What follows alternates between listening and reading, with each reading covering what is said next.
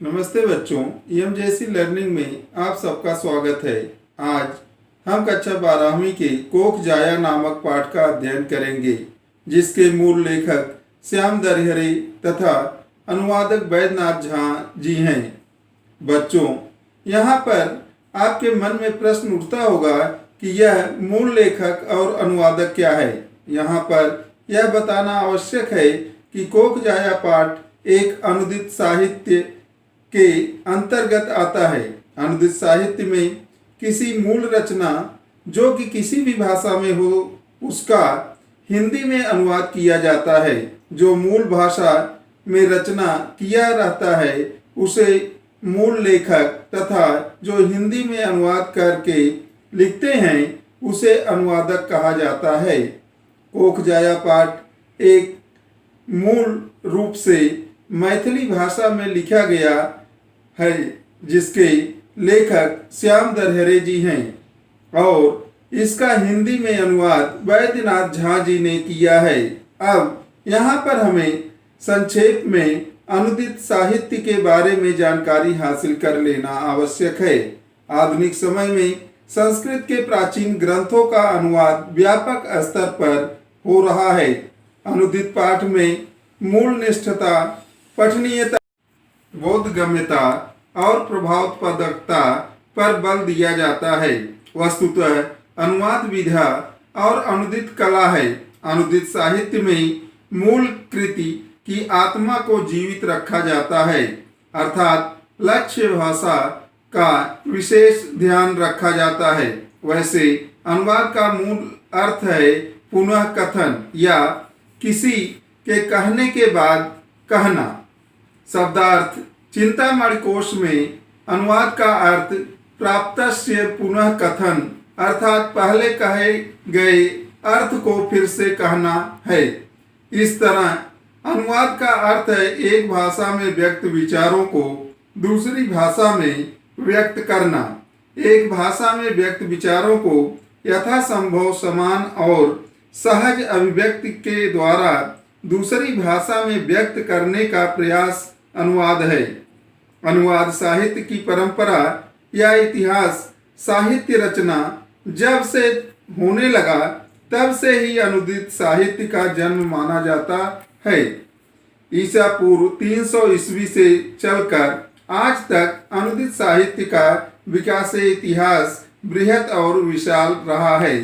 उदाहरण के तौर पर कालिदास की विख्यात संस्कृत रचना अभिज्ञान शाकुंतलम का आनंद लेने के लिए सर विलियम्स जोन्स ने भारत आकर संस्कृत सीखी।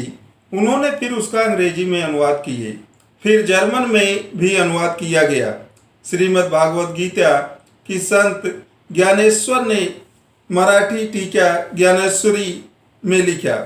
किसी भी भारतीय भाषा की ख्यात रचना पहले हिंदी में अनुदित होती है, बाद में हिंदी से पुनः दूसरी भारतीय भाषाओं में, जैसे पंजाबी कुछ ज्ञानपीठ पुरस्कार से सम्मानित अमृता प्रीतम गुरदयाल सिंह के साथ राजेंद्र सिंह बेदी, नानक सिंह आदि की व्याख्यात रचनाएं क्रमशः रसीदी टिकट, पिंजर आदि, अर्ध चांदनी रात, मणि का दीवा आदि, एक चादर मैली सी, श्वेत रक्त आदि रचनाएं प्रादेशिक भाषा पंजाबी से पहले हिंदी में आई और बाद में हिंदी, मराठी, गुजराती, कन्नड़ आदि भारतीय भाषाओं में हुआ। कोख जाया पाठ को समझने के लिए लेखक का परिचय जान लेना आवश्यक है। लेखक का परिचय। श्याम दरिहरे जी का जन्म 19 फरवरी 1954 को बिहार के मधुबनी जिले में हुआ। आप मैथिली भाषा के चर्चित रचनाकार माने जाते हैं। मैथिली मुख्यतः भारत के उत्तर पूर्व बिहार एवं नेपाल की तराई क्षेत्र में बोली जाने वाली भाषा है। इसका मुख्य केंद्र मधुबनी, दरभंगा एवं नेपाल के जनकपुर है। मैथिली भाषा में कहानी, उपन्यास तथा कविता में अपनी लेखनी को श्रेष्ठतम साबित किया है। आपने कनुप्रिया काव्य का मैथिली भाषा में अनुवाद किया है। आपकी सभी रचनाएं भारतीय संस्कृति में आधुनिक भावबोध को परिभाषित करती हैं। परिणामतः आपकी रचनाएं पुरानी और नई पीढ़ी के बीच सेतु का कार्य करती हैं, अर्थात दोनों पीढ़ियों को जोड़ने का कार्य करती हैं। आपका समस्त साहित्य मैथिली भाषा में रचित है। सभी रचनाएं आसानी से समझी जा सकती हैं। आपकी सरल और सहज मैथिली भाषा पाठकों के मन पर दूर तक प्रभाव छोड़ जाती हैं। प्रस्तुत कहानी का हिंदी अनुवाद वैद्यनाथ झा जी ने किया है। मैथिली भाषा के कुछ प्रमुख रचनाकार के नाम इस प्रकार हैं: रामानंद रेणु, उपेंद्र नाथ ठाकुर, कुसुम ठाकुर, विद्यापत, महेंद्र आदि। प्रमुख कृतियाँ: घुरी आऊ मान्या, जगत सब सपना, न जायते, मृयते वा, ये उपन्यास संग्रह हैं। सरिसों के भूत, रक्त संबंध कथा संग्रह है। गंगा नहाना बाकी है, मन का द्वार सजा है, कविता संग्रह है। विद्या परिचय: अनुदित साहित्य का हिंदी साहित्य में महत्वपूर्ण स्थान है। अनुदित कहानी विद्या में जीवन के किसी एक अंश अथवा प्रसंग का चित्रण मिलता है। ये कहानियाँ प्रारंभ से ही सामाजिक बोध को व्यक्त करती रही हैं। समाज के बदलते मूल्यों एवं विचारों तथा दर्शन ने सामाजिक कहानियों को प्रभावित किया है। कुछ मूल कहानी और उसके हिंदी में अनुवाद का नाम यहाँ पर चर्चा कर लेना आवश्यक है। अंग्रेजी मूल भाषा में मूल नाम की कहानी बनी ए चांस एनकाउंटर, जिसके मूल लेखक सुबह सममा। हिंदी में उसका नाम अचानक, अनुवादक विकास वर्मा। नेपाली में एक कहानी जिसका नाम है गांव में, जिसको लिखा है परशु प्रधान। हिंदी में उसका नाम गांव में और उसका अनुवादक कुमुद अधिकारी। इसी तरह से गुजराती में कहानी का नाम कालमुखी, उसके मूल लेखक डॉक्टर शरद ठाकर।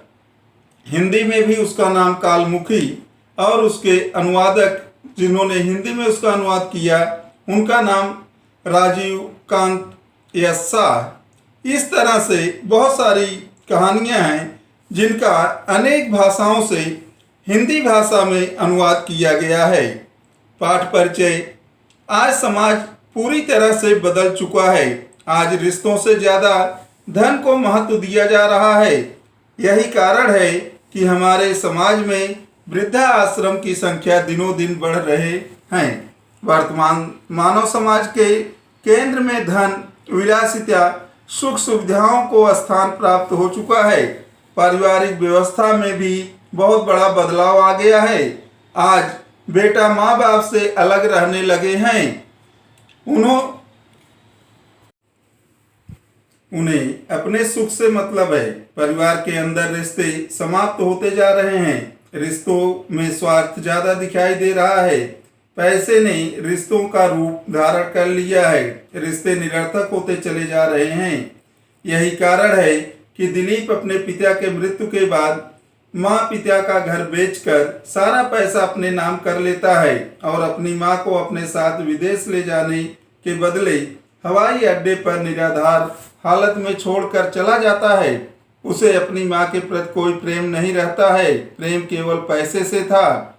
माँ जो एक IAS अधिकारी की पत्नी है, वृद्धा आश्रम में रहने के लिए मजबूर हो जाती हैं। लेखक कहता है कि ऐसा लगता है यही नियति है, यही उनका भाग्य है। आज के वृद्धों की लेखक के अनुसार मनुष्य की इस प्रवृत्ति को बदलना होगा और रिश्तों को सार्थकता प्रदान करनी होगी। आज के समय में माता पिता के हाथ पांव जब डगमगाने लगे तो उन्हें सहारा देने के स्थान पर उनसे मुख मोड़ लेते हैं। संपत्ति के लिए माता पिता को कोर्ट में जाने को कहते हैं।